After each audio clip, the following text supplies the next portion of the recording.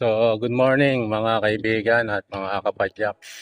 Ngayon ay araw ng Huwebes, June 25, 2026. At pauwi na tayo galing sa Panggamin Trabaho. At dito tayo dumaan sa Maria Lourdes. Manila Memorial Park. Yan. Tapos ang tagos nito ay sa Maria Lourdes. Yun. So, ito yung ngayon ang sitwasyon dito sa Manila Memorial Park. At marami pa rin mga nagja-jogging.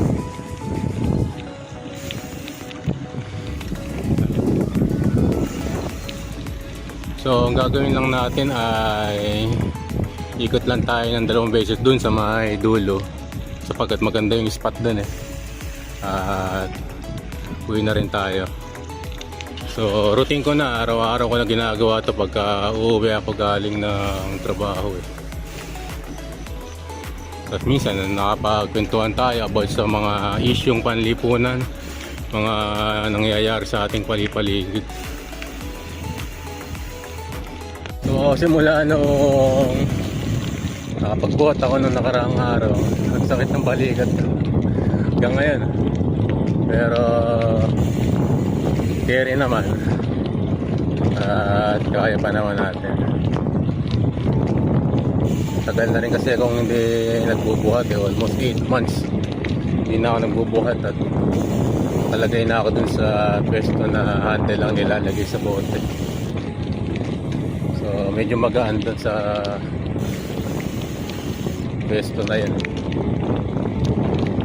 Talagang po man, walang sukuan, kaya natin yan. Basta yung mga kasama natin sa trabaho ay marunong makisama, hindi pala absent, at yun nga, nakikisama ng maayos sa kasamahan. So dito maganda ang maglaps sa lugar na to. Siguro mga ilang balik ka lang ay okay na Kaya sa mga gusto na mag-jogging, magpapawis, punta lang kayo dito sa lugar na ito. Napakaganda dito sa Manila Memorial Park. Ayun. Yan, ikot-ikot lang tayo mga kaibigan.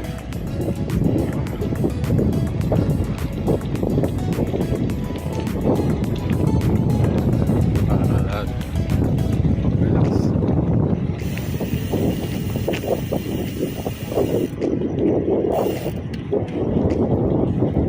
Kamusta na kaya ang flood control anomaly? Ano kaya ang plano ni Blue Ribbon Chairman Bendalo, Senator Erwin Tulfo? May naririnig ba kayo sa balita? Ang huling salita na narinig ko sa kanya doon sa kanyang interview pwede ba mag-move on na muna tayo sa flood control sapagkat marami pang mga problema ang ating bansa na dapat nating imbestigahan. Yun. Akala mo namang napakagaling mo, boy, na nagmamalasakit ka. Ngayon nga nag-special session kayo Sabi nyo kailangang ma-urgent maipasa yung mga panukalang batas na kinakailangan ng ating mga kababayan Pero ano yung isa sa mga batas na pinasa nyo? Di ba yung waling-waling na maging national orchid ng Pilipinas? Galing nyo mga kaibigan. Saka yung dalawang Amerikano na basketballista na gustong makipag-basketball dito sa Pilipinas, na gustong magkaroon ng naturalization o maging Filipino citizens. Di ba yun ang pinagpapapasan nyo? Tapos sasabihin mo, Bendalo, na kalimutan na lang ang flood control dahil isa ka sa mga nakatanggap ng kickback dun sa flood control anomaly. isa ka sa mga nakinabang eh. Kaya gusto mong mabaon sa limot ang flood control eh. Pero kailanman ay hindi makakalimutan iyan ng sambayan ng Pilipino, lalo na yung mga totally na apektuhan ng pagbaha pagka dumadating ang mga sakuna. Dito lamang sa Bulacan, napakadami ng mga lugar dito na konting ulan lang ay binabaha na. Bakit? Dahil sa mga proyekto na sana ay napapakinabangan nila, mga flood control, pero nasan? Yung iba ghost project, yung iba naman hindi natapos, kaya useless din. So wag mo sasabihin, Erwin Tulfo, na mag-move on na lang tayo. Ang taong bayan ay hindi mag-move on tungkol dyan. Hanggang ngayon ay naghihintay ang taong bayan kung papaano mo gagampanan ang pagiging Blue Ribbon Chairman mo.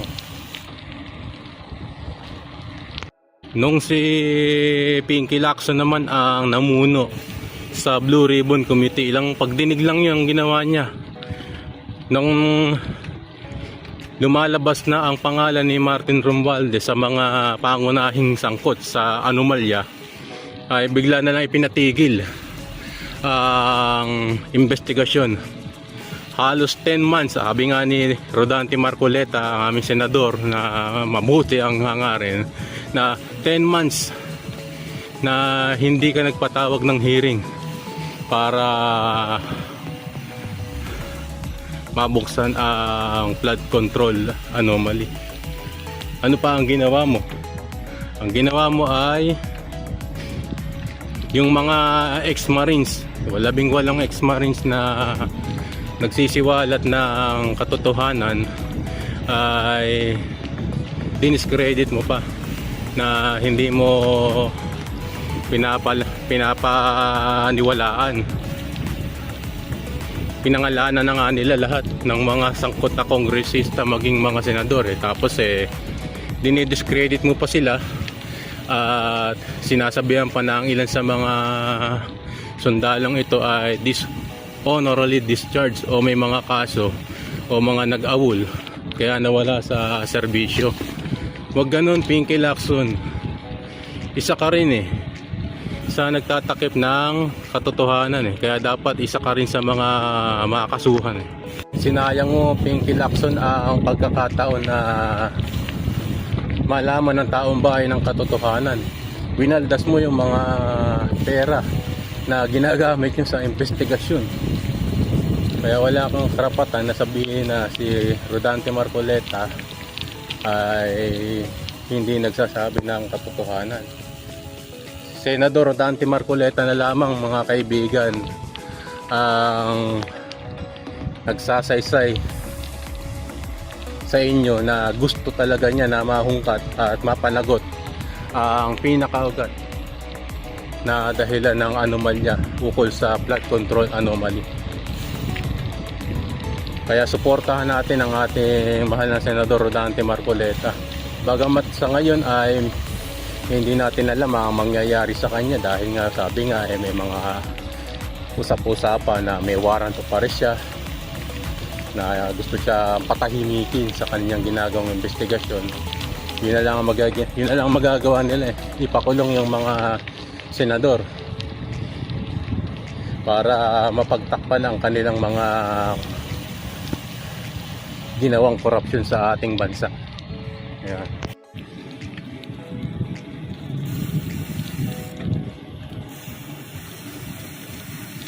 So ikot lang tayo, mga kaibigan, mga kapadyak.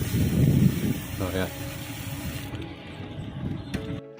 So isa rin sa dahilan kaya gusto nila ipakulong ilang mga senador, tulad nung naglabas na ng ICC warrants kay Senator Bato de la Rosa. Ganon sila kasakim sa kapangyarihan.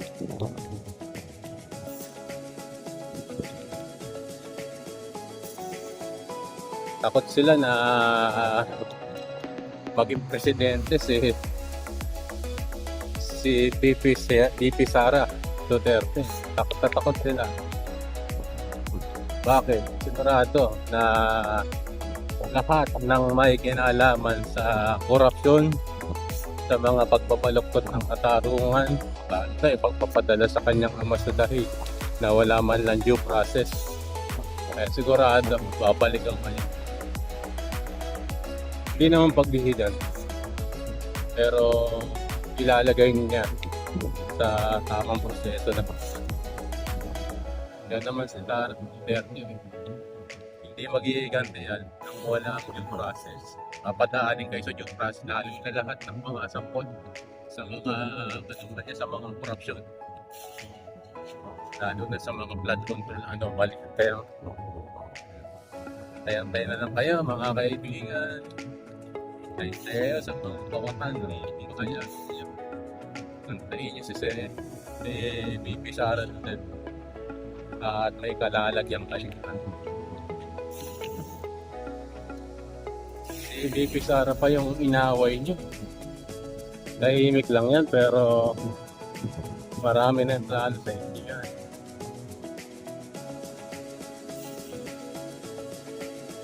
Impeachment, hindi niya pinalagan yan. Sige, maghain kayo ng impeachment. Pero pagka yan ay napagtagumpayan niya, bakit wala naman talagang kaso para sa kanya? Nagkakaso ba? Butante Marcoleta. Pag napagtagumpayan, ni VP Sara yan. Should kayo sa balde mga kawatan. Lalo na kayo mga kongresista na nakatanggap ng mali-malitang pera. So, paano mga kaibigan? Tara, uwi na tayo. At medyo pinawisan na ako. Medyo makulimlim ang kalangitan. At sigurado kung nagbabadya na yung pag-ulan mamaya. Buti nga hindi tayo naabutan ng ulan pag-uwi. At ngayon, uwi na tayo. Baka biglang bumuhos ang ulan eh. Bagat meron naman tayong kapote. Dala-dala natin. So, ayun yung main gate. So, maraming salamat mga kaibigan, mga padyak sa inyong pagsama sa aking munting vlog na to, sa aking munting video. At ingat po tayo ngayon sa araw na ito at maraming pong salamat.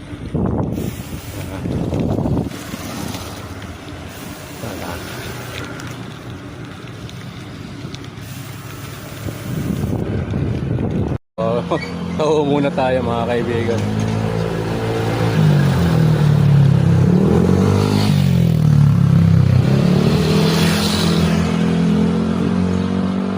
Sustansya to.